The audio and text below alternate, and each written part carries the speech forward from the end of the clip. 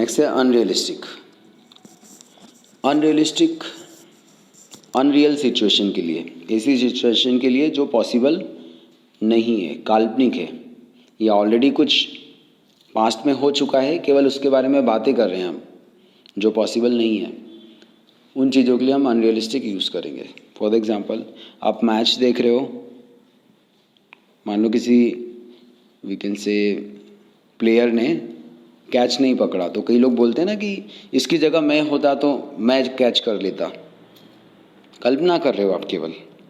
जो काल्पनिक सेंटेंस है वो अनरियलिस्टिक की कैटेगरी में आएंगे। वन मोर एग्जाम्पल, कोई एक्सपायर हो गया है एक्सीडेंट में और आप बोल रहे हो कि यदि इसे समय पर हॉस्पिटल ले जाया जाता तो इसकी जान बच जाती। ऑलरेडी एक्सपायर हो गया है, ऑलरेडी काम हो चुका है, केवल आप कल्पना कर रहे हो कि यदि हॉस्पिटल ले जाया जाता तो इसकी जान बच जाती। अनरियलिस्टिक में ताती का ज़्यादातर साउंड आता है। यदि उसे हॉस्पिटल ले जाया जाता तो उसकी जान बच जाती। यदि तुम मुझे 2 साल पहले कॉल करते तो मैं तुम्हारी हेल्प करता। तो दैट इज़ अनरियलिस्टिक। तो अनरियलिस्टिक का पहला कॉन्सेप्ट देखते हैं, इफ़ प्लस सब्जेक्ट प्लस वर। ये एक इंग्लिश की कंडीशन है जहाँ पर वॉज यूज़ नहीं होगा। सारे जो सब्जेक्ट हैं आपके, I, we, they, you, he, she, it, name, सारे सब्जेक्ट के साथ हम वर यूज़ करते हैं। तो if plus subject plus were, उसके बाद subject would have third form, could have third form. For a person, ये भी रियलिस्टिक की तरह है, इसमें भी पहला जो पार्ट है किसी पर्सन के लिए होगा। और इसमें जो दिए हैं हम लोगों ने, would have third form, could have third form, उनका क्या साउंड आ सकता है, थोड़ा सा आइडिया दिया है इसमें हमने। वुड फर्स्ट वाले में देखिए, वुड मतलब आता, जाता, खाता, पीता, इस टाइप के साउंड दे सकता है। Would have plus third form, ये साउंड देगा आ चुका होता, जा चुका होता, खा चुका होता, खेल चुका होता। और could have plus third form ये साउंड देगा आ सकता था, जा सकता था, खा सकता था, पी सकता था। सेंटेंस बनाने पर और क्लियर हो जाएगा।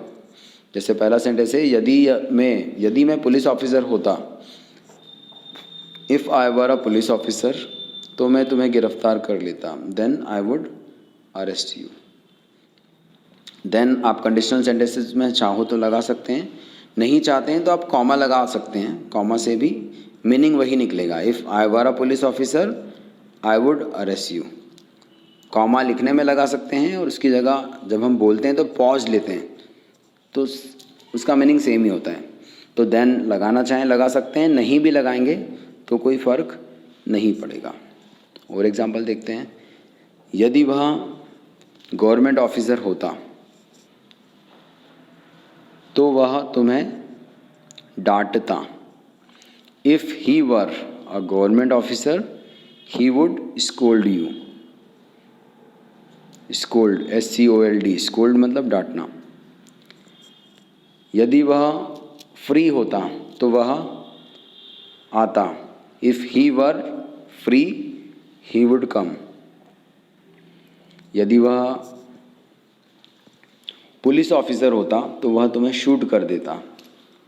If he were a police officer he would shoot you. यदि वह पुलिस ऑफिसर होता तो वह तुम्हें शूट कर सकता था। If he were a police officer he could have shot you. सकता था के लिए could have plus third form. यदि वह पुलिस ऑफिसर होता तो वह तुम्हें शूट कर चुका होता। चुका होता के लिए would have plus third form. If he were a police officer he would have shot you. तो जो भी आपका वुड हैव और कुड हैव थर्ड फॉर्म, सकता था, चुका होता, जो भी आपका साउंड है उसके हिसाब से आप तीनों में से कोई एक यूज़ कर सकते हैं। और एग्जांपल देखते हैं, यदि वह अमीर होता तो वह मेरी हेल्प करता। If he were rich he would help me. यदि वह फ्री होता तो वह क्रिकेट खेलता। If he were free he would play cricket. तो पहला पार्ट किसी पर्सन के लिए है, इसमें कोई क्रिया नहीं आएगी। सेकंड है, if plus subject plus head, उसके बाद बचा हुआ सेम है, subject would have third form, could have plus third form. For position, इसमें कुछ पास होने की बात हो रही है। रियलिस्टिक में कुछ पास होगा का साउंड आता है और अनरियलिस्टिक में साउंड आता है यदि कुछ पास होता। यदि मेरे पास पैसे होते तो मैं शिमला जाता। इफ़ आई हैड मनी, कुछ पास होने की बात हो रही है तो इसमें कुछ पास होने के लिए हम हैड यूज़ करेंगे। यदि मेरे पास पैसे होते, if I had money I would go to Shimla, मैं शिमला जाता। यदि उसके पास टाइम होता तो वह तुम्हें ड्रॉप कर देता। If he had time he would drop you. यदि उसके पास टाइम होता तो वह तुम्हें ड्रॉप कर चुका होता। If he had time he would have dropped you. यदि उसके पास टाइम होता तो वह तुम्हें ड्रॉप कर सकता था। If he had time he could have dropped you. यदि पापा के पास प्रॉपर्टी होती तो वह बेच देते। If father had property he would cell.